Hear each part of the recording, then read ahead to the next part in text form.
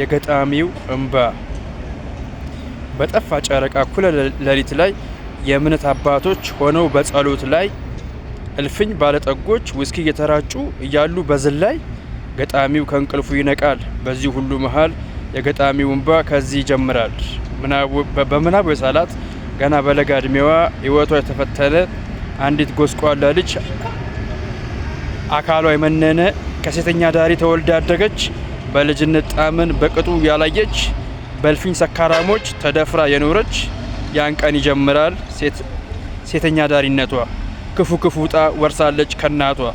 ይህን እየከተበ የገጣሚው እንባ ከጉንጩ ይወርዳል። ብርና ወረቀቱን ቀዶ ይማግዳል። ቀጣይ መከራዋን መጻፍ ይጀምራል። ከመከራዋ ቀን ከዕለታት በአንድ ቀን ከወደ አንድ ጥግ ሳለች ተቀምጣ ሰካራሙ ሁሉ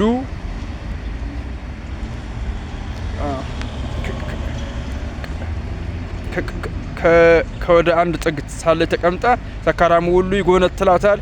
በገባ በወጣ ሰዓቱ ይጓዛል 5 6 7 እያለ ገጣሚው አሁንም እንባውን ይዘራል። ከብሶት ማስፈሪያው ከነጭ ወረቀቱ በዚህ ሁሉ መሃል ይነጉዳል ሌሊቱ። ምናቡን ይከትባል አልቦዘነም ጣቱ። በዛች ጎስቋላ ሕፃን ሆዱ እየባባ ወረቀቱ ይርሳል በሚያነባው እንባ። ገጣሚው ይከትባል ከምናቡ ሸራ ላይ መቼም የአንዲት ሴት ታሪክ ነው ሳለን ኢትዮጵያ ላይ